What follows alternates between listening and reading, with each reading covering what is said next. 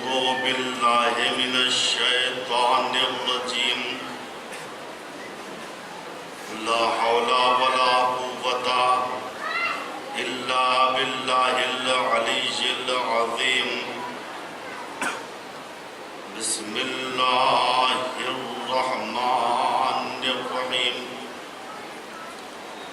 الحمد لله رب العالمين والصلاة والسلام والتحية والإكرام على نبي المؤيد والرسول المسدد والمحمود الأمجد النبي الأمي المكي المدني القرشي الهاشمي الأبطحي مولانا ومولا الثقلين جد الحسن والحسين بالقاسم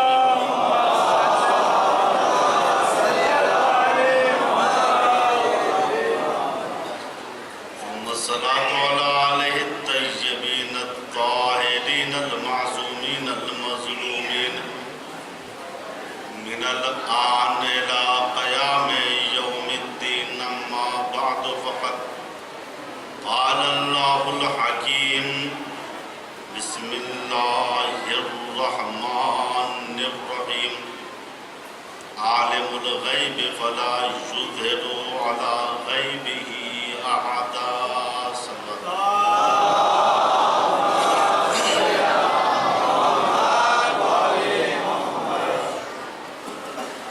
قرآن کریم سورہ جن آیت نمبر 26 اس آیت کریمہ میں پروردگار ارشاد فرما رہا ہے ذات پروردگار وہ ہے جس کو غیب کا علم ہے اور وہ اپنے غیب کو کسی پہ ظاہر نہیں کرتا۔ آج کی گفتگو کا جو موضوع دیا گیا وہ یہ ہے چونکہ ہم شیعان آل محمد کا قرآن اور حدیث کی روشنی میں عقیدہ یہ ہے کہ رسول اسلام علم غیب جانتے تھے اور اسی طریقے سے رسول کے بعد جو ان کے سچے جانشین تھے وہ بھی رسول کی طرح علم غیب جانتے تھے۔ ہمارے مقابلے میں بعض مسلمانوں کے فرقے اس بات کے قائل ہیں کہ ہمارے نبی علم غیب نہیں جانتے، اور جب نبی علم غیب نہیں جانتے تھے تو جو نبی کے بعد ان کے نائب آئیں گے بدرجہ اولا وہ علم غیب نہیں جانیں گے۔ پہلے میں عرض کر دوں غیب کہتے کسے؟ دیکھیے غیب وہ نہیں ہے جو ہو ہی نہ، جیسے اللہ کا شریک، اللہ کا شریک ہے ہی نہیں، لہذا اس کو غیب نہیں کہتے۔ غیب وہ بھی نہیں ہے جو نظروں کے سامنے ہو، تو سامنے کی چیز ہے۔ غیب ایک وجود اور ایک عدم سے مل کے بنتا ہے۔ غیب ایک ہاں اور ایک نہیں سے مل کے بنتا ہے، یعنی چیز ہو مگر ہماری نظروں کے سامنے نہ۔ یہ ہے غیب کی تعریف۔ ہمارا عقیدہ یہ ہے کہ ہمارے آخری نبی علم غیب اللہ کی طرف سے جانتے تھے، اور اسی طریقے سے ان کے بعد جو 12 امام ہیں ان کے وسیع وہ بھی رسول کی طرح سے اللہ کی طرف سے علم غیب جانتے تھے. اور یہ ہم شیعوں کا عقیدہ قرآن سے ثابت ہے، حدیث سے ثابت ہے. اب یہی قرآن کریم کی آیہ کریمہ سورہ جن کی 26ویں آیت، جس میں اللہ نے کہا ذات پروردگار اور تمہارا خدا وہ ہے جو عالم الغیب ہے، علم غیب جانتا ہے، اور وہ اپنے علم غیب کو کسی پر ظاہر نہیں کرتا. یہ ہے 26ویں آیہ کریمہ.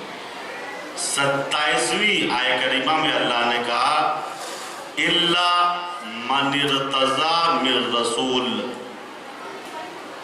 وہ اپنے غیب کو کسی پہ ظاہر نہیں کرتا ہے مگر جس کو اپنے بندوں میں سے بعنوان رسول چن لے.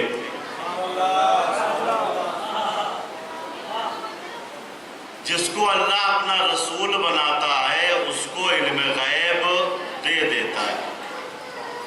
جس کو اللہ بناتا ہے، جملے پہ غور کیجئے، جس کو اللہ بناتا ہے اس کو علم غیب دے دیتا ہے. اب مسلمانوں سے سوال میرا صرف یہ ہے، بھیا اتنا خالی بتا دو، آخری پیغمبر جو رسول بنے تھے وہ اللہ کی طرف سے رسول بن کے آئے تھے یا تم نے الیکشن کر کے انہیں رسول بنایا تھا؟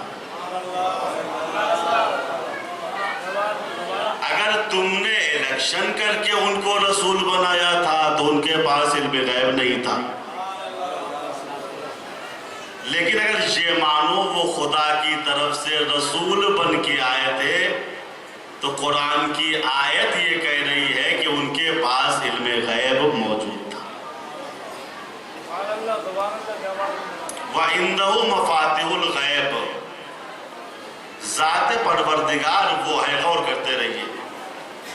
وَعِنْدَهُ مَفَاتِحُ الْغَیْبِ لَا يَعْلَمُهَا إِلَّا هُوَ وَيَعْلَمُ مَا فِي الْبَرِّ وَالْبَحْرِ وَمَا تَسْقُطُ مِنْ وَرَقَةٍ إِلَّا يَعْلَمُهَا وَلَا حَبَّةٍ فِي ظُلُمَاتِ الْأَرْضِ وَلَا رَطْبٍ وَلَا يَابِسٍ إِلَّا فِي كِتَابٍ مُبِينٍ. عندہ مفاتح الغیب، تمام غیب کے خزانے پروردگار کے پاس ہیں، جس کو جز پروردگار کے کوئی نہیں جانتا.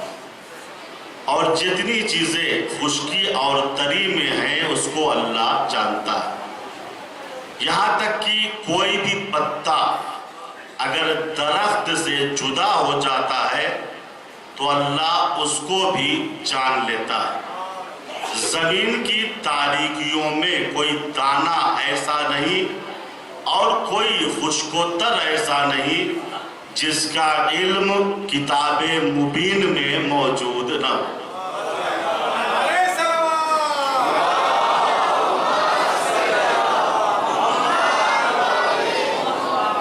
یہ ہے کتاب مبین. اب سورہ یاسین نے آواز دی وَكُلَّ شَيْءٍ أَحْصَيْنَاهُ فِي إِمَامٍ مُبِينٍ. دیکھو ہم نے ہر چیز کا علم جمع کر دیا ہے امام مبین میں. اب امام مبین ہے کون؟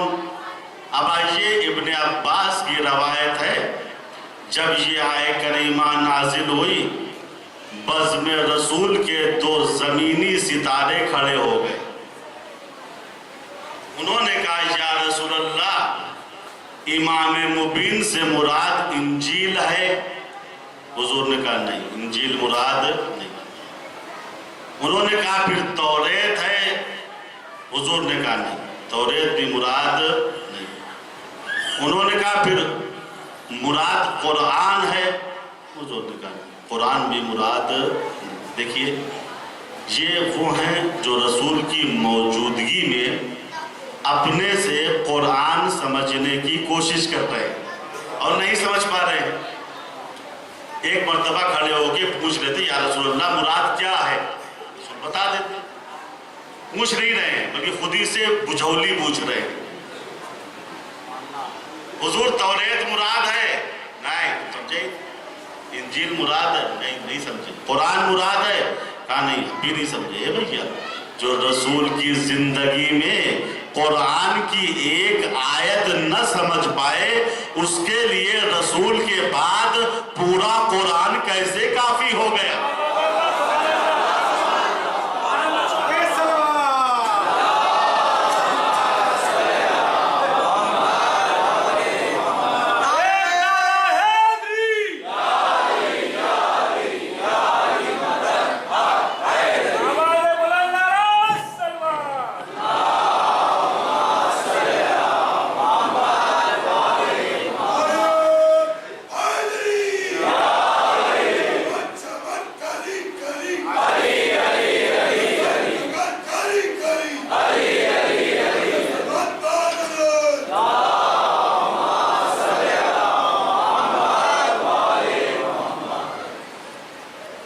رسول نے کہا نہیں اب بھی تم نہیں سمجھے، لکھتے ہیں اور یہ روایت کے فقرے ہیں۔ ابھی یہ گفتگو ہو رہی تھی، مسجد نبی کا دروازہ کھلا، قمر امامت طلوع ہوا، شمس نبوت کی نگاہ جب قمر امامت پہ پڑی تو ان دو زمینی ستاروں کو مخاطب کر کے کہا پہچان لو، اِنَّا ھَذَا ہوا امام المبین۔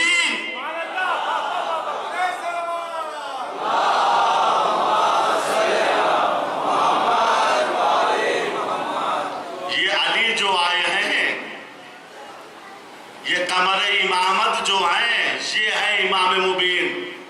ان کے اندر اللہ نے تمام چیزوں کے علوم کو جمع کر دیا ہے۔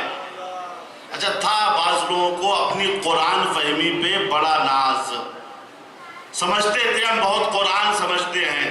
اچھا اپنی پارٹی میں مشہور بھی کر دیا تھا کہ اگر کوئی قرآن پوچھنے والا آئے تو رسول سے پہلے میرے پاس لے کے آؤ، میں بتاؤں گا، میری اونچی ہو جائے گی، عزت بن جائے گی۔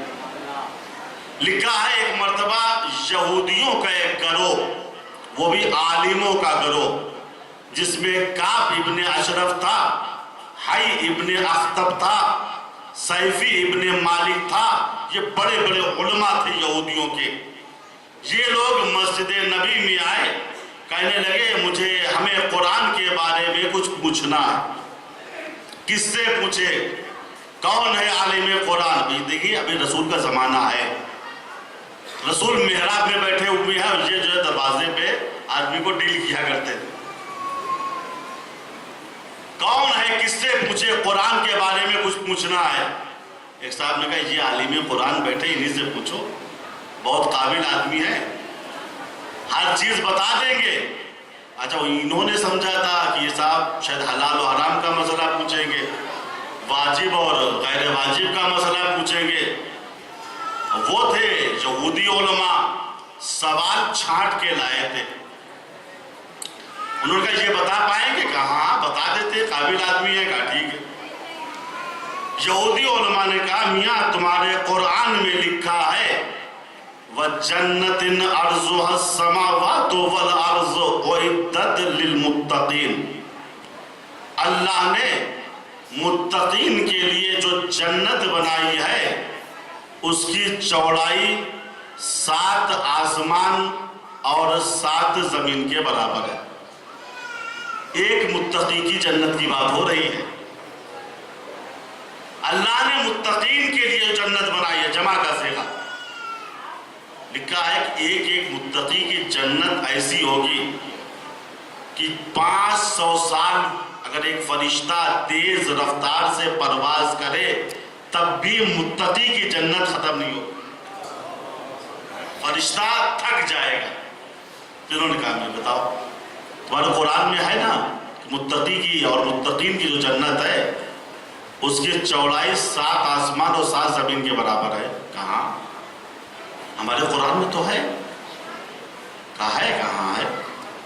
کہا ہمارا سوال یہ ہے جب جنت اتنی بڑی ہے کہ اس نے 7 آسمان اور 7 زمین کو گھیر لیا تو بتاؤ میاں جہنم کہاں ہے؟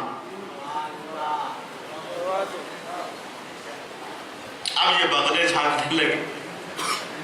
قرآن کو کافی کہنے والا معنی قرآن بتانے میں ناکافی ہو گیا۔ کیا بات تو تم نے صحیح کی، یہودیوں بڑے چھاٹ کے سوالات تم لاتے ہو، اور یہ بات تو میرے بھی پلے نہیں پڑ رہی ہے۔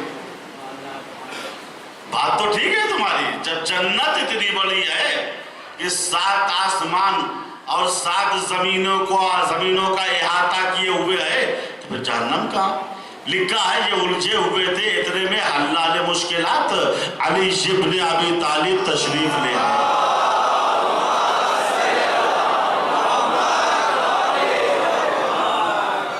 ابھی کہنے لگے علی سے پوچھ لو، یہ بتا دیں گے۔ جس سوال کا جواب مدینے میں کوئی نہیں دے پاتا اس کو علی بتا دیتے۔ پوچھو ان سے، پوچھو۔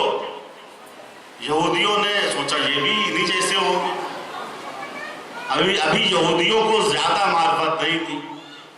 انہوں نے کہا یا علی یہ بتاؤ، یہ سوال ہے کہ متقین کے لیے جو جنت اللہ نے بنائی ہے وہ تمام آسمان اور تمام زمینوں کو احاطے میں لیے ہوئے، حضور جب جنت اتنی بڑی ہے تو جہنم کہاں ہے؟ مولا علی نے فرمایا اے یہودیوں یہ بتاؤ۔ حضرت علی نے کراس کوشچن کیا، انہی کے سوال میں سوال کیا، یہ بتاؤ کہ جنت و جہنم ہے کیا؟ کہا حضور نوری مخلوق ہے، نور ہے، مادی مخلوق تو ہے۔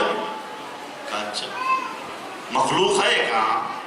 کہا اس کے علاوہ اور بھی مخلوقات ہیں؟ کہاں رات بھی اللہ کی مخلوق ہے، دن بھی اللہ کی مخلوق ہے۔ مولانا کا پوچھا یہودیوں یہ بتاؤ، رات بھی اللہ کی مخلوق، دن بھی اللہ کی مخلوق، یہ بتاؤ جب رات آتی ہے تو دن کہاں چلا جاتا ہے؟ دن آتا ہے تو رات کہاں چلی جاتی ہے؟ اب جو پھنسانے آئے تھے خود ہی پھنس گئے۔ کہا یا علی اچھا الجھا دیا آپ نے، بس اتنا سا سن لیجئے، جب رات آتی ہے تو دن اللہ کے علم میں ہوتا ہے، دن آتا ہے تو رات اللہ کے علم میں ہوتی ہے۔ تو مولا نے فرمایا اسی طریقے سے جنت اور جہنم ہے۔ جنت 7 آسمان اور 7 زمین کو اپنے احاطے میں لیے ہوئے ہے، اور جہنم علم خدا میں ہے۔ صلوات پڑھے محمد۔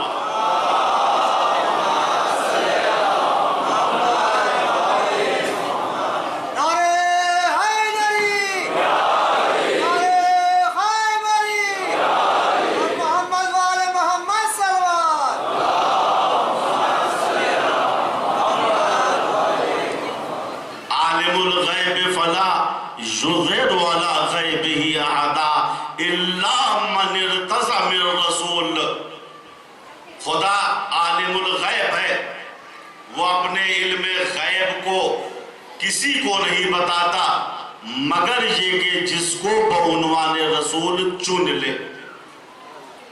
یہ فرق جانتے رہیے کہ اللہ کے علم غیب میں اور رسول و ائمہ کے علم غیب میں فرق ہے۔ پہلی بات یہ بھی سمجھ لیجئے کہ اللہ کے لیے کوئی چیز غیب ہے ہی نہیں۔ بھائی غیب وہ ہے جو نظروں سے غائب ہو، اور اللہ کی نظروں سے کوئی چیز غائب نہیں ہے۔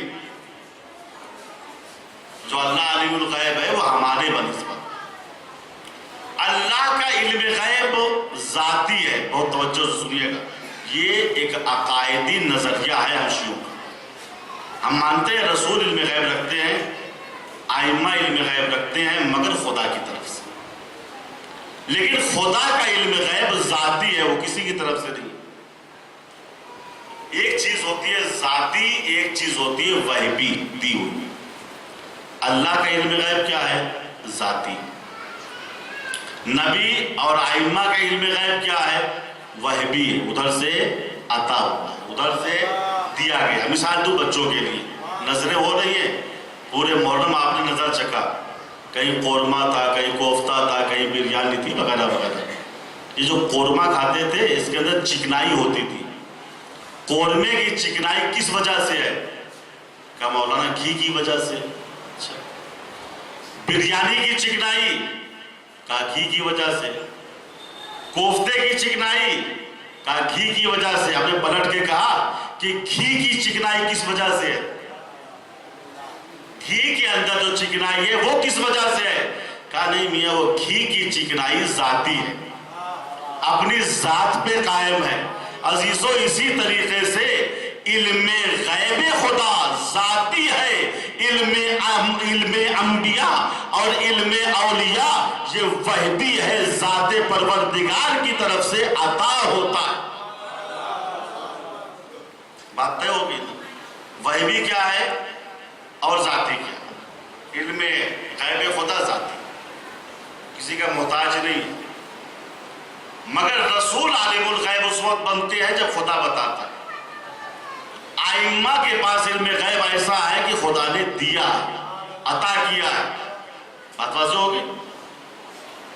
جنگ تبوک کے واقعے میں ایک واقعہ یہ ملتا ہے, اور اس واقعے کو ہر مورخ نے لکھا ہے, لہٰذا میں کسی خاص کتاب کا حوالہ نہیں دوں گا. مورخین لکھتے ہیں چاہے جس فرقے کو, وہ سب نے لکھا ہے اس واقعے کو. جنگ تبوک جو 9 ہجری میں واقع ہوئی, اس جنگ میں حضور پاک کا اونٹ کھو گیا. صبح کے بعد اونٹ کھو گیا اور دوپہر تک اونٹ نہیں ملا. اب منافقین کو فتنہ پھیلانے کا موقع مل گیا. منافقین کی عادت ہی ہے فتنہ پھیلانا. ادھر آگ لگائی ادھر آگ لگائی, بیچ میں صلح بھی کرا رہے ہیں. نہیں وہ ہم دونوں طرف سے ہیں. بہت ہوشیاری کی ضرورت ہے. تو جب رسول کا اونٹ کھویا یا کسی نے جو ہے حرکت کی, واقعے میں بعد میں معلوم ہوگا, منافقین نے فتنہ پھیلانا شروع کر دیا. لو بھیا, جو رسول آسمان کی بات بتاتے ہیں, زمین کے اندر کی بات بتاتے ہیں, جنت کی بات بتاتے ہیں, کوثر کی بات بتاتے ہیں, حور و غلمان کی بات بتاتے ہیں, جبریل کی بات بتاتے ہیں, انہیں یہی نہیں معلوم میرا اونٹ کہاں ہے. کیسے ہے کہ رسول کہتے ہیں عالم الغیب ہیں, بس جنت کی باتیں بتا رہے ہیں, کوثر کی باتیں بتا رہے ہیں, اور انہیں خود نہیں معلوم میرا اونٹ کہاں ہے. یہ کیسے علم غیب جانتے ہیں؟ لکھا ہے منافقین نے پورے دن جم کر فتنہ پھیلایا, اور جو کمزور عقیدے کے مسلمان تھے بہکنے لگے, متزلزل ہونے لگے. ہاں صحیح تو کہہ رہے ہو میاں, وہ جبریل کی بات بتا دیتے ہیں, جنت کی بات بتا دیتے ہیں, انہیں یہ نہیں معلوم میرا اونٹ کہاں ہے. لکھا ہے ظہر تک اور شام تک جب فتنہ قاعدے سے پھیل گیا, جبریل امین نازل ہوئے. کیا حضور پاک سچے مسلمانوں کا امتحان ہو گیا, اور معلوم ہو گیا ان مسلمانوں میں بد عقیدہ کون ہے, خوش عقیدہ کون ہے. حضور پاک سنیے, آپ کا اونٹ فلاں وادی میں فلاں درخت کی شاخ سے بندھا ہوا ہے, کسی صحابی کو بھیج دیجئے, وہ اونٹ کو کھول لائے گا. حضور پاک نے الصلاۃ الجامعہ کا نعرہ بلند کروایا, لوگ جمع ہوئے. کہا حضور کیوں جمع کیا ہے؟ کہا تم میری نبوت میں شک کر رہے تھے, تم میرے علم غیب میں شک کر رہے تھے, ابھی ابھی جبریل امین نازل ہوئے تھے, انہوں نے اس بات کی خبر دی ہے کہ میرا اونٹ فلاں درے میں فلاں درخت کی شاخ سے بندھا ہوا ہے. جیسے رسول نے یہ کہا, کچھ صحابی دوڑے اور اس درے میں پہنچے تو دیکھا جس طریقے سے حضور پاک نے بتایا تھا, اونٹ اسی طریقے سے بندھا ہوا. تمام مسلمانوں نے اس واقعے کو لکھا ہے. پھر لکھتے ہیں مورخین, اس حکم الہی کے بعد اور اس علم غیب کے اظہار کے بعد منافقین کا فتنہ فیل ہو گیا, اور سچے مسلمان اپنے عقیدے میں جیت گئے. اب یہیں سے آ جائیے عزیزو, رسول کے زمانے میں بھی 2 قسم کے مسلمان تھے. ایک گروہ مسلمانوں کا وہ تھا جس کا عقیدہ یہ تھا رسول علم غیب نہیں جانتے، ایک گروہ کا عقیدہ یہ تھا رسول خدا کی طرف سے علم غیب جانتے ہیں۔ توجہ فرمائیے، وہ جو علم غیب رسول کے منکر تھے، کون لوگ تھے؟ کون لوگ تھے؟ سچے مسلمان تھے؟ کہا نہیں، یہ منافقین کا گروہ تھا۔ منافقوں کا عقیدہ زمانے پیغمبر میں یہ تھا کہ رسول علم غیب،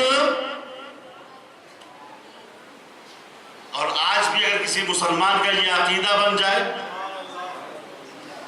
آگے کیا عرض کریں ہم کسی کی دیکھیے مجلسوں میں توہین نہیں کرتے، صرف میں ان چیزوں کو بیان کرتا ہوں جو میرا فریضہ ہے، جس کی طرف تمام مسلمان متوجہ ہوں۔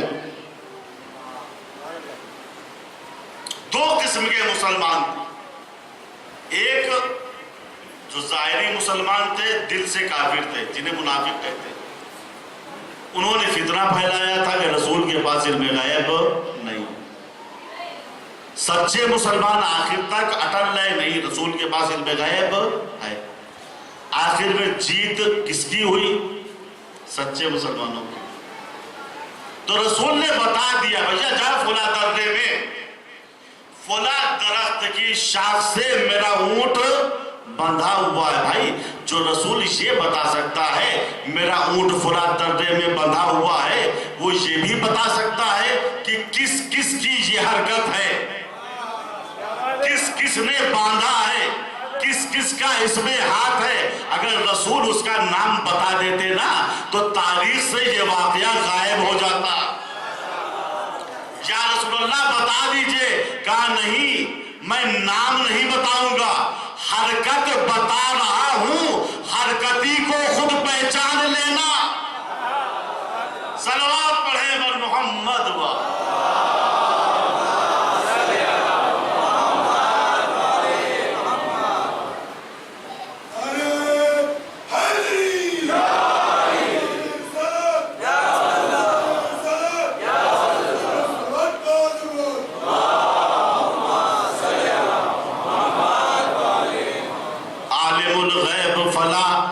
یظہر علی غیبہ احدا الا من ارتضی من رسول۔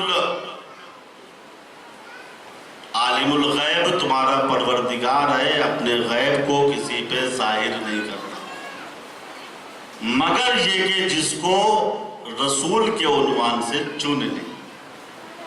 حضرت عیسیٰ کے علم غیب کی تائید سورہ آل عمران میں کی گئی ہے، جائیے پڑھیے گا سورہ آل عمران۔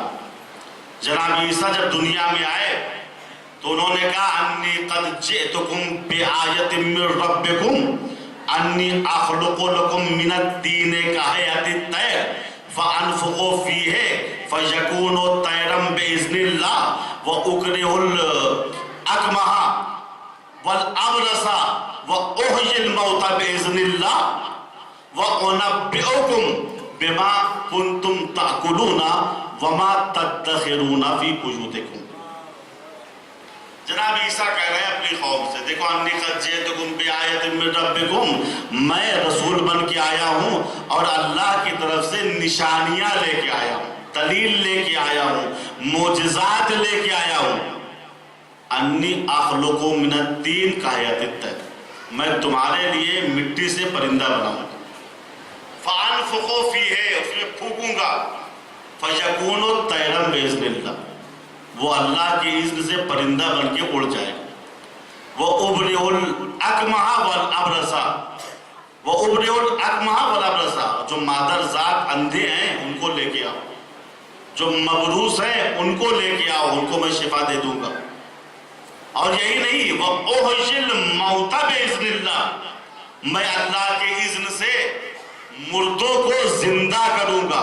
اب آئیے یہ علم غیب کی آیت پڑھ رہا ہوں، وَأُنَبِّئُكُم بِمَا كُنتُمْ تَأْكُلُونَ وَتَدَّخِرُونَ فِي بُيُوتِكُمْ، اور میں جانتا ہوں کہ تم کیا کھا کر آئے ہو اور کیا گھر میں اکٹھا کر کے آئے ہو۔ یہ علم غیب کی بات ہے یا نہیں؟ عیسیٰ گہوارے میں ہے، کہہ رہے ہیں میں بتا دوں گا، پوچھو تو تم نے تھوڑی ہم کو بنایا ہے، ہم تو اللہ کی طرف سے آئے ہیں، اس نے ہمیں علم غیب دیا ہے۔ میں بتا دوں گا کیا کھا کر آئے ہو اور کیا گھر میں جمع کر کے آئے ہو۔ بھائی عیسیٰ کے علم غیب کی تائید قرآن کر رہا ہے کہ عیسیٰ کے پاس علم غیب تھا۔ مسلمانوں کا عقیدہ رسول کے بارے میں کیا ہے؟ کہا نہیں بھیا ان کے پاس علم غیب نہیں تھا، وہ پیٹھ کے پیچھے کی خبر نہیں رکھتے تھے، ان کی حیثیت معاذ اللہ ایک ڈاکیا جیسی تھی، اللہ کی طرف سے آئے تھے پیغام پہنچا کے چلے۔ اب عیسائی سامنے کھڑا ہوگا نا، اگر تمہارے رسول ایسے تھے جیسے تم بتا رہے ہو تو پھر ہمارے عیسیٰ تمہارے رسول سے افضل ہے۔ توہین اسلام ہوگی یا نہیں ہوگی؟ قرآن کہہ رہا ہے عیسیٰ عالم الغیب تھے اللہ کی طرف سے، اور تم یہ کہہ رہے ہو کہ ہمارے حضور پاک امی تھے، ان پڑھ تھے، جاہل تھے، وہ کچھ نہیں جانتے تھے۔ جب عام علم نہیں جانتے تھے تو علم غیب کیسے جانتے؟ حکم دیا جا رہا ہے کہ آپ حضرات صلوات پڑھتے ہوئے تھوڑا تھوڑا اور آگے آ جائیے۔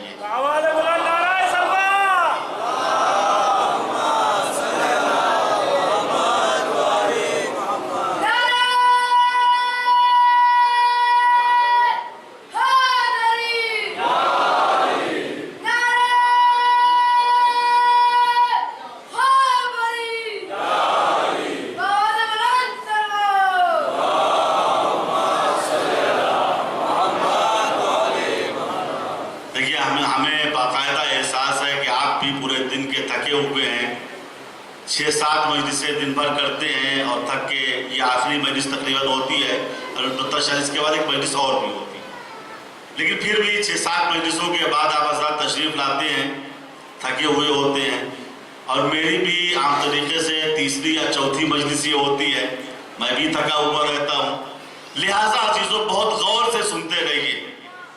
کیا کام ہے؟ تشریف رکھیے۔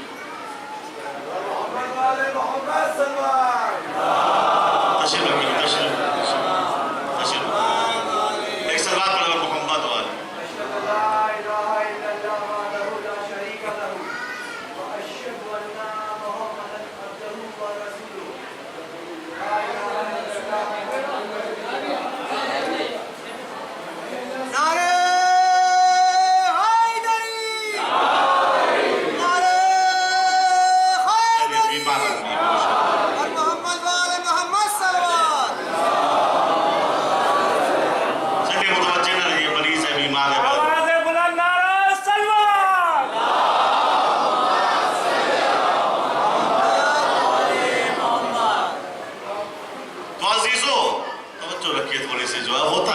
شیطان اپنی حرکت کرتا رہتا ہے، سن لیجیے گا ہم بول کے۔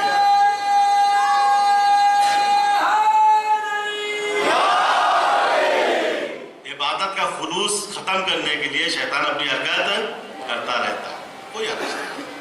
ہم عادی ہیں ایسے شیطانوں کے، البتہ ہم ان کو نہیں کہہ رہے ہیں، عام طریقے سے شیطان کبھی دل میں ابھارتا ہے ان باتوں کو، ایسا کرو تاکہ عبادت میں خلل آ جائے، بات رک جائے، یا خطیب کا ذہن منتشر ہو جائے، یا پبلک ہماری طرف متوجہ ہو جائے، نہیں۔ تو رسول ہمارے عقیدے کے تحت علم غیب رکھتے تھے، لیکن بعض مسلمان کہتے ہیں رسول کے پاس علم غیب نہیں تھا۔ قرآن کہتا ہے عیسیٰ کے پاس علم غیب تھا۔ ہمارے نبی اشرف الانبیاء ہیں، یاد رکھیے گا، عیسیٰ سے افضل ہے، موسیٰ سے افضل ہے، تمام انبیاء سے افضل ہے، تبھی تو اشرف الانبیاء ہے نا۔ تو جتنے علوم گزشتہ انبیاء رکھتے تھے وہ سارے علوم رسول کے پاس تھے، اور مزید وہ علوم جو ان کے پاس نہیں تھے وہ بھی رسول کے پاس تھے، تبھی اشرف الانبیاء بنیں گے نا۔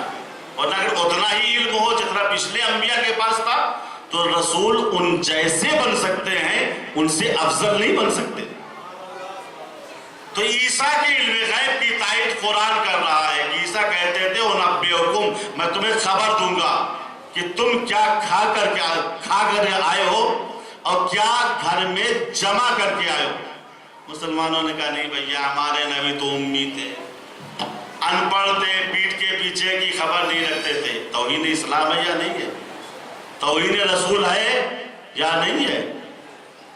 ایک مرتبہ انگریزوں کے زمانے میں عیسائی شاعروں نے سوچا لاؤ اسلام کا مذاق اڑایا جائے.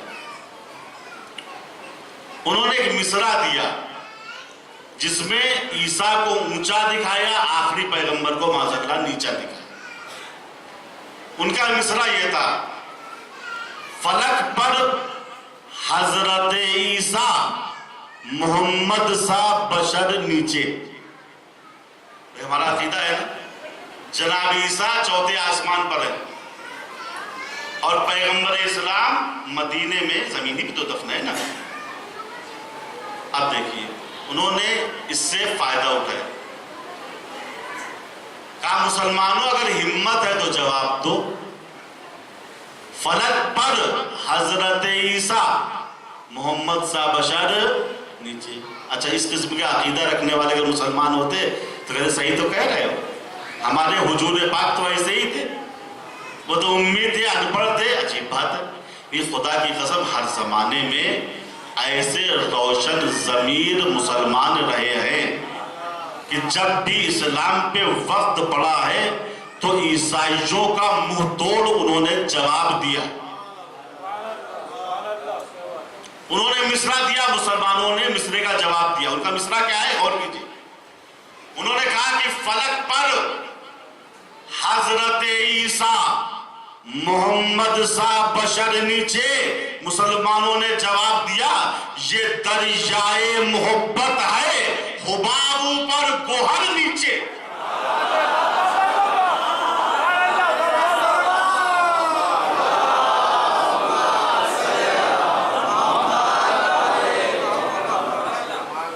فلک پر حضرت عیسیٰ محمد سا بشر نیچے، یہ دریائے محبت ہے، حباب اوپر گوہر نیچے.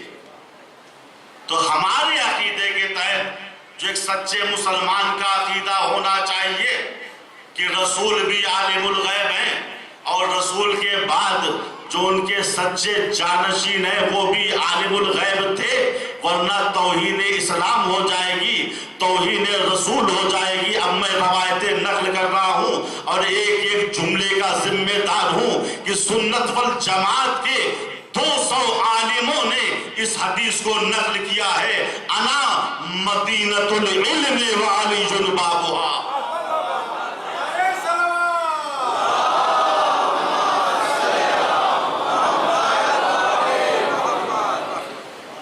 شہر علم ہوں، علی اس کے دروازے ہیں.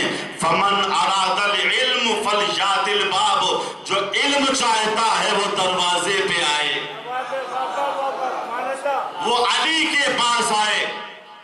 ترمذی نے ابن عباس سے نقل کیا ہے کہ علم کے 10 جز ہیں جن میں سے 9 جز کو جز علی کے کوئی نہیں جانتا، اور علم کا جو 10واں جز ہے اس میں دنیا کے تمام علماء حتیٰ صحابہ شریک ہیں، اور علی اس جز کو تمام لوگوں سے بہتر جانتے. احمد ابن حنبل نے لکھا جز علی کے دعوی سنونی اس کائنات میں کسی نے نہیں کیا. جلال الدین السیوطی فرماتے ہیں علی اکثر کہا کرتے تھے سلونی سلونی قبل ان تفتونی، جو پوچھنا ہو پوچھو، میں قیامت تک کے فتنوں کے بارے میں تم کو بتا دوں گا. یہ علی کا علم غیب نہیں تھا تو اور کیا تھا؟ جو انسان قیامت تک کی باتوں کو بتا رہا ہے، کیسے بتا رہا ہے؟ وہ اللہ کی طرف سے غیب جانتا. اور تمام مورخین نے تقریباً لکھا کہ علی نے کچھ پیشگوئی کی تھی، وہ 100% سچ ثابت ہوئی. علی نے کہا تھا کہ قمبر کی شہادت ابن زیاد کے ہاتھوں ہوگی، اور ایسا ہی ہوا. مولا نے کہا تھا، پیشگوئی کی تھی، میرے بیٹے حسین کی شہادت یزید کے ہاتھ ہوگی، ویسے ہی ہوا. خود مولا نے اپنے قاتل کو بتایا تھا میرا قاتل ابن ملجم مرادی ہوگا، اور وہی ہوا. کیا علی کی یہ بیانات غیب پہ دلالت نہیں کرتے؟ ابن عباس بیٹھے ہوئے ہیں، بہت سے اصحاب علی کا تذکرہ کر رہے ہیں، کوئی علی کی نماز کی بات کر رہا ہے، کوئی علی کے روزے کا تذکرہ کر رہا ہے، کوئی علی کے انفاق کی بات کر رہا ہے۔ ابن عباس چپ بیٹھے ہوئے ہیں، کسی نے کونی ماری، ابن عباس تم بھی تو بولو، تم خاندان رسول کے ہو، علی کی مدح کرو، علی کی تعریف کرو، علی کے فضائل بیان کرو۔ ابن عباس نے کہا میں اس علی کے فضائل کو کیا بیان کروں کہ جب بھی وہ علی مکان کی چھت پہ جاتا تھا تو عرش اعظم پر جبریل کے پروں کی آواز کو سنتا تھا۔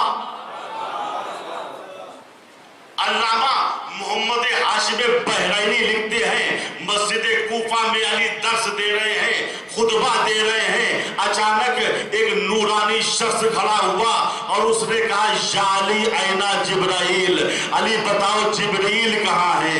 علی نے آسمان کو دیکھا، زمین کو دیکھا، مشرق کو دیکھا، مغرب کو دیکھا، پھر اس نورانی شخص کو دیکھ کے کہا انتا جبرائیل،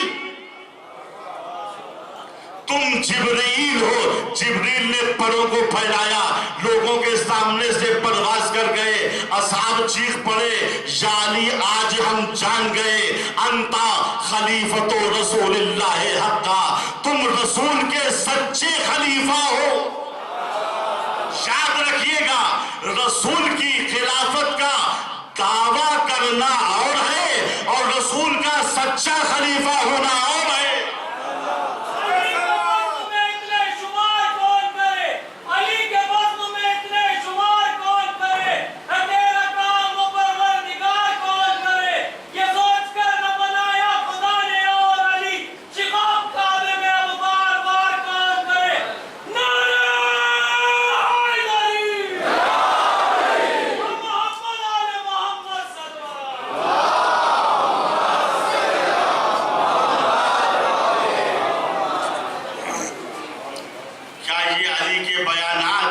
یہ معجزات، یہ عجائبات علی کے علم غیب پہ دلالت نہیں کرتے ہیں؟ امام حسین علیہ السلام کی ولادت کا دن تھا،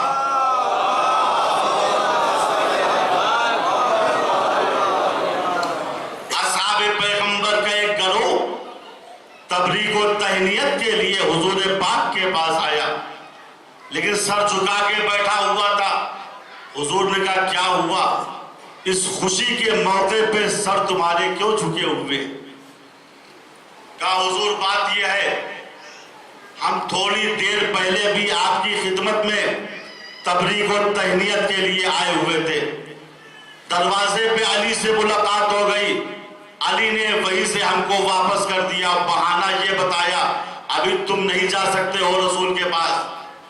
رسول کی خدمت میں اس وقت 1,20,000 فرشتے آسمان سے نازل ہوئے ہیں تبلیغ و تہنیت کے لیے۔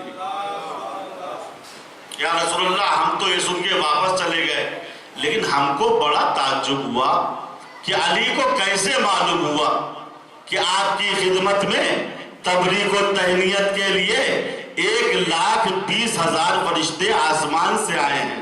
رسول نے کہا علی کو بلا کے پوچھ لو، علی خود بتا دیں گے۔ علی کو بلایا، یا علی تم بتاؤ تم کو کیسے معلوم ہوا؟ رسول نے کہا یا علی مجھ کو تو معلوم ہے، ان مسلمانوں کو بتا دو کہ تم کو کیسے معلوم ہوا کہ میری خدمت میں 1,20,000 فرشتے تبریک و تہنیت کے لیے آسمان سے نازل ہوئے ہیں؟ علی نے کہا یا رسول اللہ میں دروازے پہ بیٹھا ہوا تھا اور میں آواز سن رہا تھا، جتنے فرشتے آ رہے تھے وہ آپ کو سلام کر رہے تھے اور سلام کرنے کے بعد اپنی خصوصی زبان میں تبریک و تہنیت عرض کر رہے تھے۔ میں نے جب ان زبانوں کو گنا تو 1,20,000 زبانیں تھی۔ میں سمجھ گیا کہ آپ کی خدمت میں 1,20,000 فرشتے موجود ہیں۔ رسول نے کہا یا علی خدا تمہارے علم و حلم میں اضافہ کرے. پھر اصحاب کی طرف رخ کر کے حضور نے فرمایا یاد رکھنا اس روئے زمین پر علی سے بڑی کوئی نشانی نہیں ہے. علی نے فرشتوں کو گن لیا. مجھے کہنے دیجئے جو عرصہ بزم میں فرشتوں کے عدد پہ نگاہ رکھتا ہو وہ میدان رزم میں اگر کافر کی 7 پشتوں پہ نگاہ رکھے تو مسلمانوں کو تعجب نہیں ہونا چاہیے. صلوات پڑھیں بر محمد.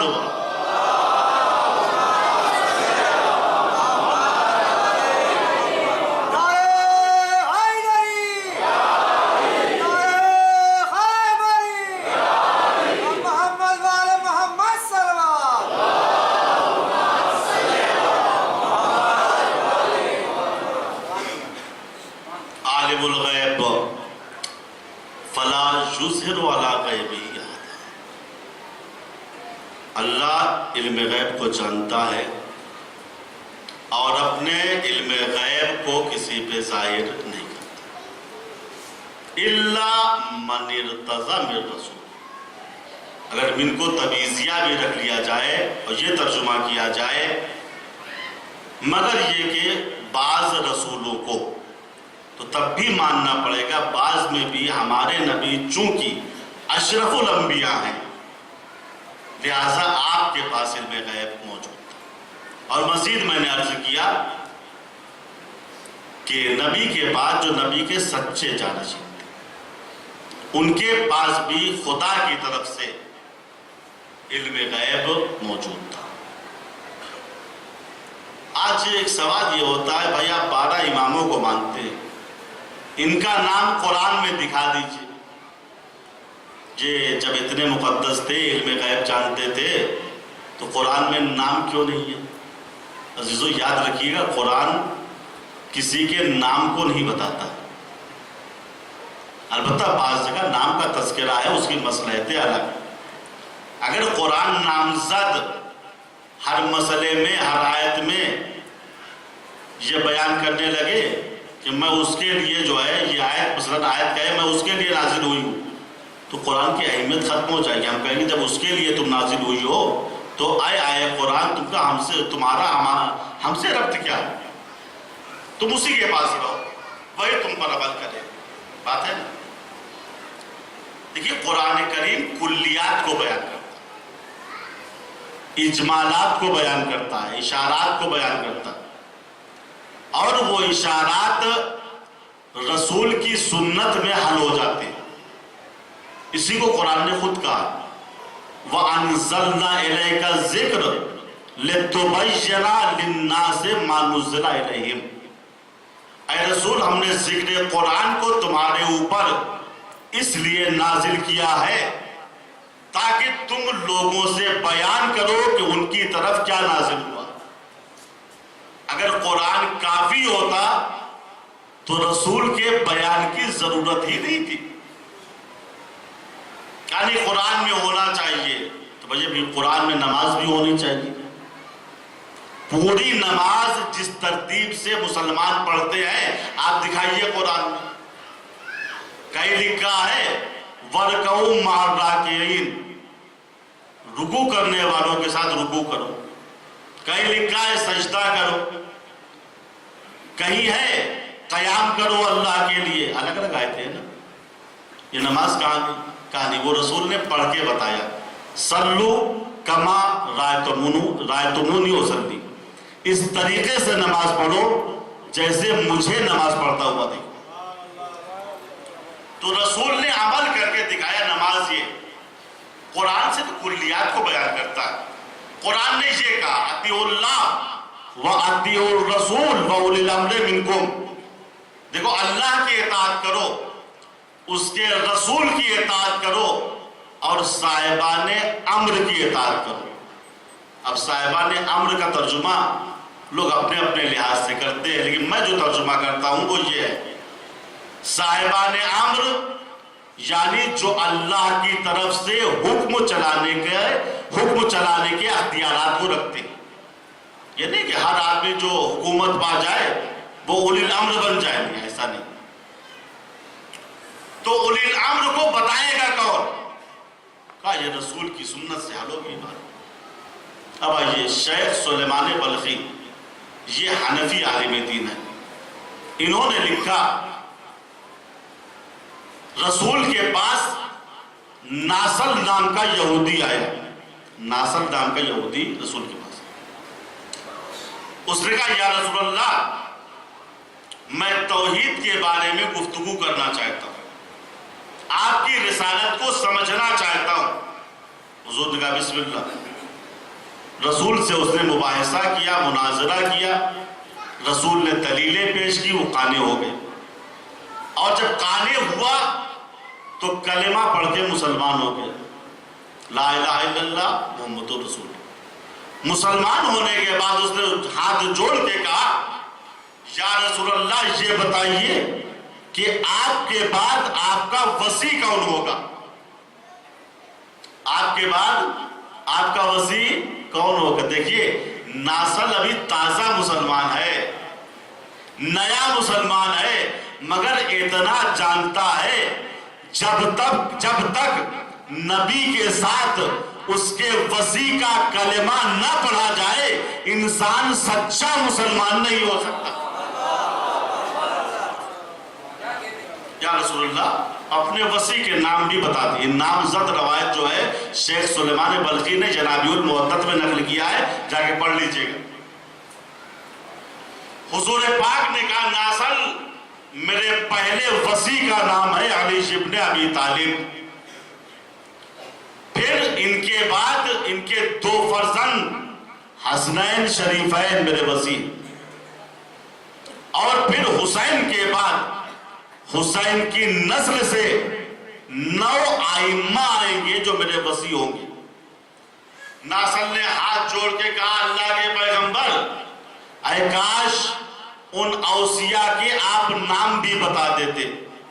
حضور پاک نے کہا ناصل سن، وہ 9 افراد اس طریقے سے ہیں، حسین ابن علی کے بعد ان کے بیٹے علی ابن الحسین، محمد ابن علی، جعفر ابن محمد، موسیٰ ابن جعفر، علی ابن موسیٰ، محمد ابن علی، علی ابن محمد، حسن ابن علی و حجت ابن الحسن علیہ السلام۔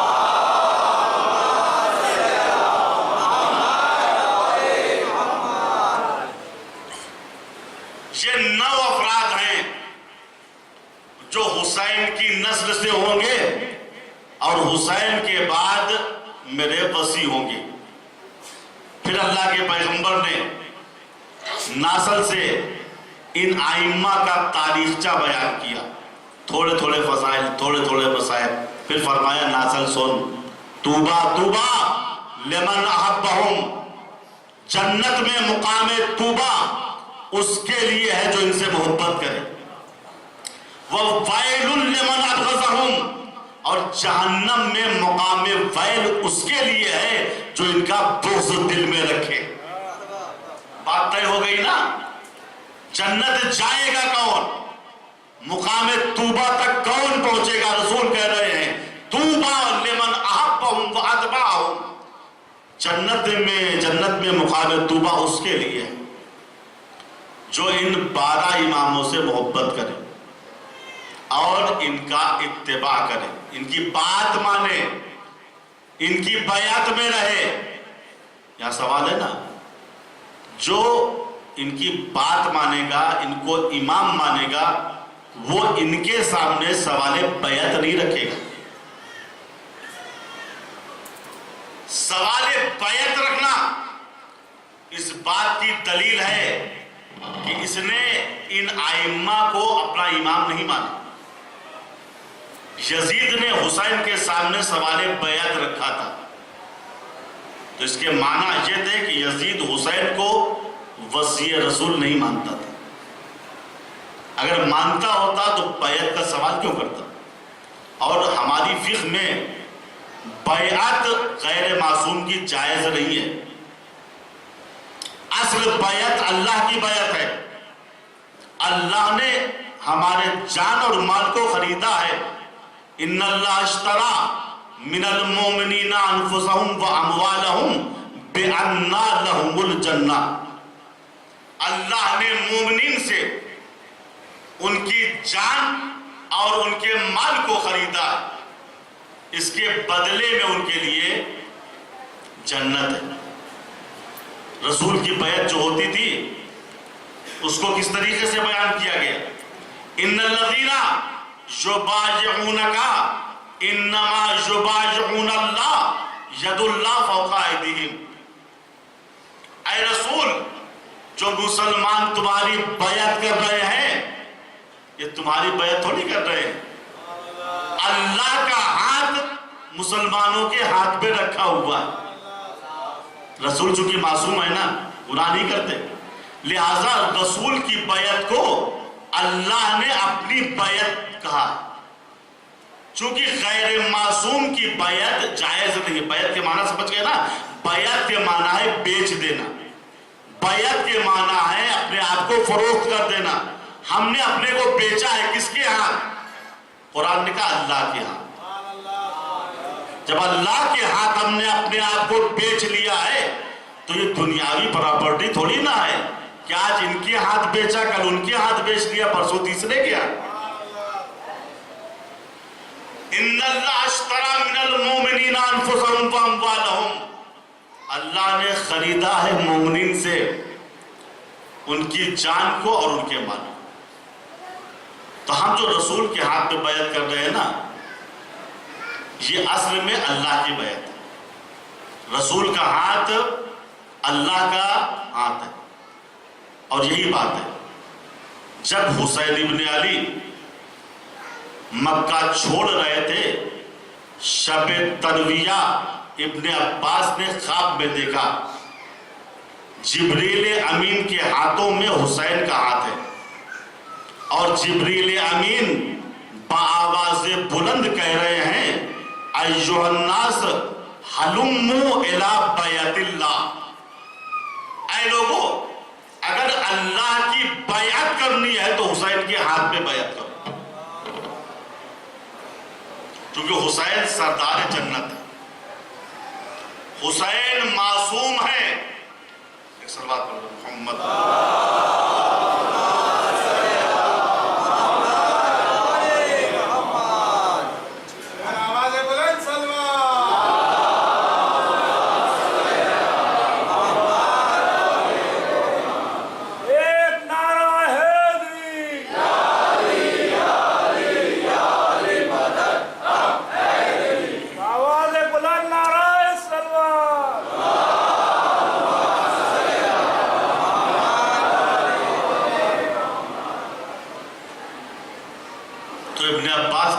کیا دیکھا؟ حسین کا ہاتھ جبریل کے ہاتھوں میں ہے، جبریل کا ہاتھ حسین کے ہاتھوں میں ہے، اور جبریل بآواز بلند کہہ رہے ہیں ایھا الناس، اگر اس زمانے میں تم کو اللہ کی بیعت کرنی ہے تو ہلموا الی بیعت اللہ علی ید الحسین. حسین کے ہاتھ پہ بیعت کرو، یہ اللہ کی بیعت ہو جائے گی. یہ خواب میں دیکھا، صبح سویرے دیکھا حسین آمادہ بسفر ہے، کربلا کی طرف جا رہے ہیں. کہا تھا ہماری رات میں آپ سے گفتگو ہوئی تھی کہ آپ عراق کی طرف مت جائیں. آپ نے کہا تھا میں سوچوں گا، تمہارے مشورے کے بارے میں غور کروں گا. اچانک مولا آپ تیار ہو گئے، اب سے بتایا بھی نہیں. امام نے کہا ابن عباس، تمہارے جانے کے بعد میری آنکھ لگ گئی تھی. میں نے اپنے جد رسول اسلام کو خواب میں دیکھا، وہ آئے اور کہا میرے لال شاءاللہ انجلا کا قتیلہ، جتنی جلدی ہو سکے مکہ چھوڑ دو، کربلا کی طرف نکل جاؤ، چونکہ اللہ کی مشیت یہ ہے کہ تم میرے دین کو بچانے کے لیے اس کی راہ میں قربان ہو جاؤ. ابن عباس سے ہاتھ جوڑ کے کہا آقا اگر آپ جا رہے ہیں تو ان سیدانیوں کو اپنے ساتھ نہ لے جائیں، ان بچوں کو اپنے ساتھ نہ لے جائیں. آپ کے بعد ان کا پرسان حال کون ہوگا؟ ابھی ابن عباس نے یہ جملہ کہا تھا، پردہ محمل سے ایک بی بی کی آواز آئی، ابن عباس تم بہن کو بھائی سے چھڑانا چاہ رہے ہو؟ ابن عباس یہ بہن مرتی مر جائے گی مگر حسین کا ساتھ نہیں چھوڑے گی۔ عزادارو آج شب عاشور ہے نا، رونے کے لیے الفاظ کی ضرورت نہیں ہے۔ زہرا کا لال خطبہ دے رہا ہے، اصحاب بیٹھے ہوئے ہیں، حسین ابن علی فرما رہے ہیں آج ہی کی رات ہے، کیا کہہ رہے ہیں؟ انتم فی حل من بیتی فمن اراد الانصراف فلینصرف فی سواد هذه اللیلہ۔ دیکھو میں نے اپنی بیعت کو تمہاری گردنوں سے اٹھا لیا، اس رات کی تاریکی سے فائدہ اٹھاؤ، جس کا دل چاہے جدھر نکل جائے۔ اگر تم شرمندہ ہو رہے ہو کہ میں دیکھ رہا ہوں اس لیے اٹھ کے نہیں جا رہے ہو، تو لو میں شمع کو گل کیے دیتا ہوں، لو میں چراغ کو بجھائے دیتا ہوں۔ یہ کہہ کے زہرا کے لال نے شمع کو گل کر دیا، چراغ کو بجھا دیا۔ بہت دیر تک شمع گل رہی، چراغ بجھے رہے، لیکن اس کے بعد جب چراغ کو جلایا گیا، شمعوں کو جلایا گیا، تو عجیب منظر تھا۔ جتنے اصحاب حسینی تھے اپنی تلواروں کو گردن پہ رکھ کے کہہ رہے تھے، فرزند زہرا ایک زندگی کیا ہے، اگر اللہ کی راہ میں ہم 70 مرتبہ قتل کیے جائیں اور 70 مرتبہ زندہ کیے جائیں تب بھی امام برحق کا ساتھ نہیں چھوڑیں گے۔ امام نے کہا جوزی تم منا خیرا، تم سب کو اللہ جزائے خیر دے۔ یہی وہ رات ہے جب حسین ابن علی اپنے اصحاب پہ فخر کر رہے ہیں، ما رأیت اصحابا اوفا من اصحابی، جیسے باوفا اصحاب مجھ کو ملے ہیں ویسے اصحاب نہ نانا رسول اللہ کو ملے تھے، نہ بابا علی مرتضیٰ کو ملے تھے، نہ بھیا حسن کو ملے تھے۔ یہ حسین کے صحابی ہیں۔ پھر حسین نے خطبے کو روکا، تھوڑی دیر کے بعد کہا، دیکھو جو کربلا کے میدان میں اپنی بیوی اور بچوں کے ساتھ آیا ہے، فَلْيَنْصَرِفْ إِلَىٰ بنی اسد، میرا بنی اسد سے ایک معاہدہ ہے، اس معاہدے کے تحت تم اپنے بچوں کو، اپنی گھر کی عورتوں کو بنی اسد کے حوالے کر دو، وہ ان کو آبرو مندانہ گھر تک پہنچا دیں۔ امام کا ایک صحابی علی ابن مظاہر ہاتھ جوڑ کے کھڑا ہوا، آقا وہ کس لیے؟ آپ یہ کہہ رہے ہیں کہ ہم اپنی زوجہ کو، اپنے بچوں کو بنی اسد کے حوالے کر دیں تاکہ وہ آبرو مندانہ اپنے گھر تک پہنچ جائے، وہ کس لیے؟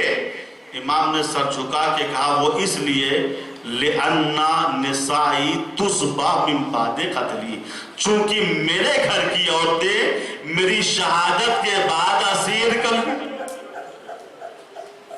خیموں میں آگ لگائی جائے گی، ان کو دیار بدیار پھرایا جائے گا، اور میں نہیں چاہتا کہ تمہارے گھر کی عورتیں بھی اسیر کی جائیں۔ لکھا علی ابن مظاہر اٹھے، اپنے خیمے کی طرف چلے، زوجہ خیمے کے در پہ بیٹھی ہوئی تھی، آگے بڑھی، مسکراتے ہوئے علی ابن مظاہر کا استقبال کیا۔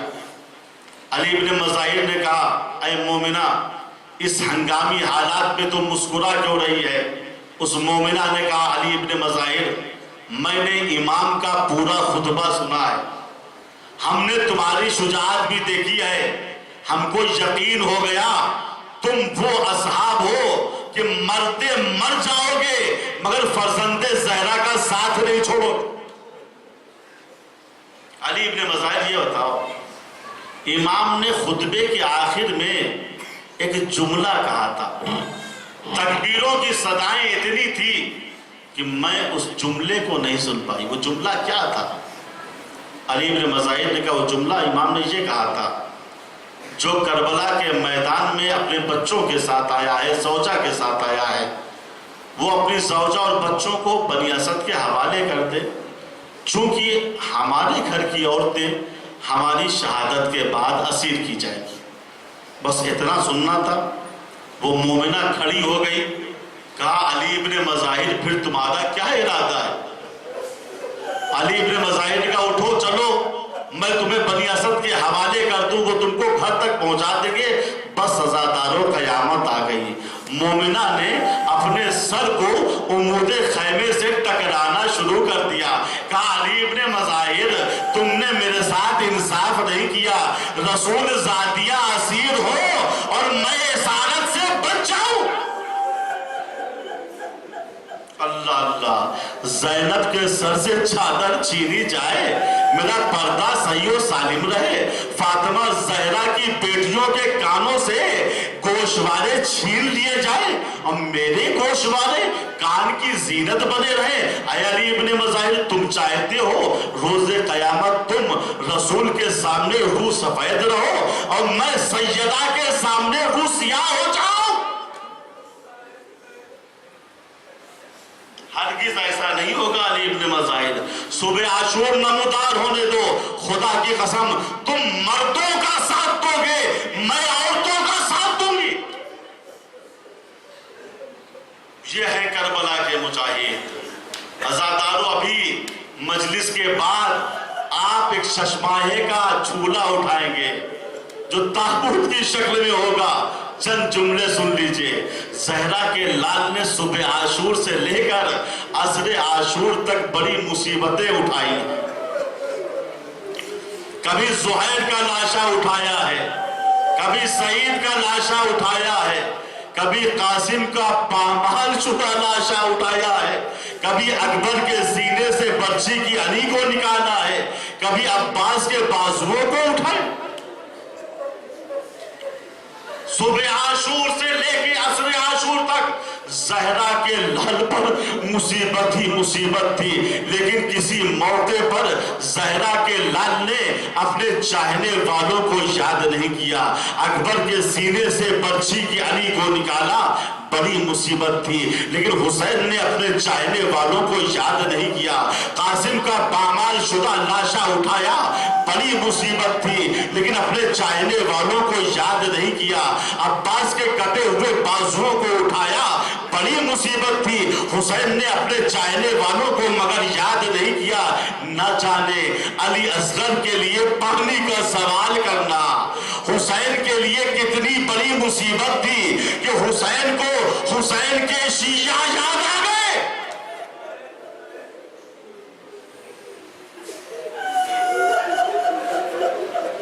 حسین جب علی اصغر کے لیے پانی کا سوال کر رہے تھے تو کیا کہا؟ لیتکم فی یوم عاشورا جمیعا تنظرونی. اے میرے شیعو، اے میرے چاہنے والوں، اگر روز عاشورا ہوتے تو دیکھتے. کیف استسقی لطفلی فابوا ان یرحمونی اجرکم علی اللہ. خدا ان آوازوں پہ رحمت نازل فرمائے. حسین بڑے غیرت دار انسان تھے. حسین نے پوری عمر میں کسی کے سامنے ہاتھ نہیں پھیلایا. کتنی بڑی مصیبت تھی عزادارو. ساقی کوثر کا بیٹا پانی کا سوال کر رہا. اسی لیے مرزا سلامت دبیر فرماتے ہیں جب علی اصغر کو لے کے حسین ابن علی میدان میں آئے ہیں تو حسین کا انداز کیا تھا؟ ہر ایک قدم پہ سوچتے تھے سبت مصطفیٰ. ہر ایک قدم پہ سوچتے تھے سبت مصطفیٰ. لے تو چلا ہوں فوج عدو سے کہوں گا کیا؟ نہ مانگنا ہی آتا ہے مجھ کو نہ التجا. منت بھی کروں گا تو کیا دیں گے وہ بھلا؟ ارے پانی کے واسطے نہ سنیں گے عدو میری. پیاسے کی جان جائے گی اور آبرو میری. پہنچے قریب فوج تو گھبرا کے رہ گئے.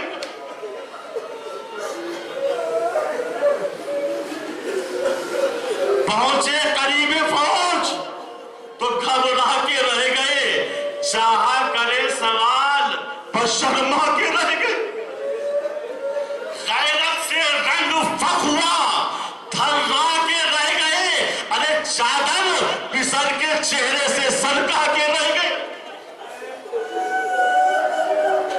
चादर चादर फिसल के चेहरे से सरका के रह गए, आंखें झुका के बोले कि ये हमको लाए हैं।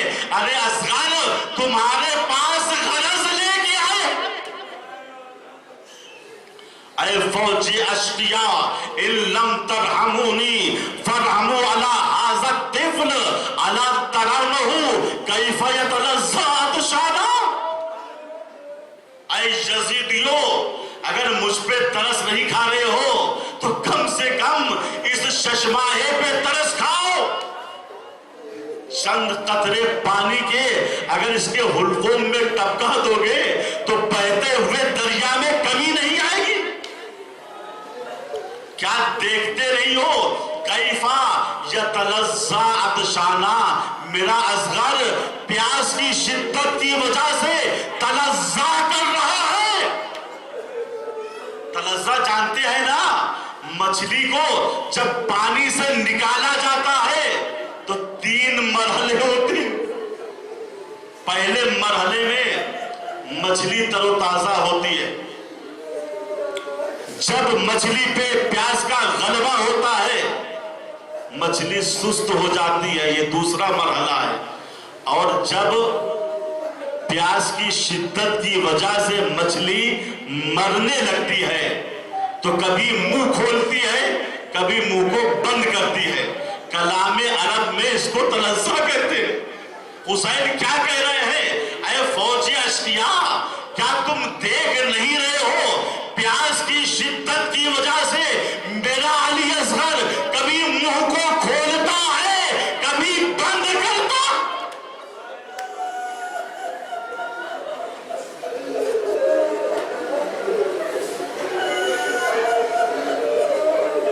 मगर अज़ादारो, हुसैन की इस बेकसी पे किसी को तरस ना आया। फिसले साद ने आवाज दी, आईना हुरमुला इख्तकला मन हुसैन। हुरमुला कहाँ है? हुसैन के कलाम को कत कर दे। हुरमुला मलऊन 3 भाल का तीर चिल्ले कमान में जोड़ता है, अली असगर के गले को निशाना। हुरमुला का हाथ थरथराया, तीरों कमान जमीन पे गिर गए। फिर हुरमुला ने तीरों कमान को उठाया, गुलूहे अली असगर को निशाना बनाया। फिर हाथ थरथराया, तीरों कमान जमीन पे गिर गए। पिसरे साथ ने कहा, हुरमुला तेरी माँ तेरे मातम में बैठे जब मुझसे कोई पूछता था तेरी फौज में सबसे बड़ा तीरंदाज कौन है तो मैं तेरा नाम लेता था। आज तुझे क्या हो गया है? एक 6 महीने के बच्चे को निशाना नहीं बना पा रहा है। हुरमुला ने कहा, अमीर क्या बकता है? मैं जितनी मर्तबा तीर चलाना चाहता हूँ कभी रसूलुल्लाह सामने आ जाते हैं, कभी अली मुर्तज़ा सामने आके कहते हैं, हुरमुला मेरे चश्माहे ने तेरा क्या बिगाड़ा है?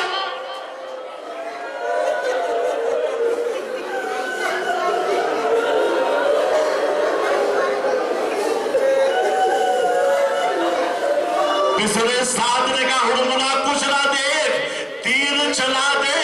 लीजिए हज़ादारो, हुरमुला का तीर चला, अली असगर के गले पे लगा। फनक़लब सभी अला यदिल इमाम, बच्चा इमाम के हाथों पे मुनक़लिब हो गया। अब ये मक़तल का जुमला है, आखिरी जुमला है, जितना दिल चाहे इस शब आशूर में रो लेना। मक़तल की किताबें कहती हैं, फ़ज़ुबिहत तिफ़्ल मिनल उज़ुन इलल उज़ुन। जब हुरमुला का तीर अली असगर के गले पे लगा है ना तो अली असगर एक कान से दूसरे कान तक ज़िबा हो गए। खत्म हो गई मजलिस, मजलिस खत्म हो गई, बस जुमला समझने की देर है। मैं ये सोच रहा था कि तीर से गले में सुराख होना चाहिए, अली असगर ज़िबा कैसे हो गए? बाज़ उलमा ने इसकी वजह ये बताई, चूंकि अली असगर का गला बहुत छोटा था, اس کے مقابلے میں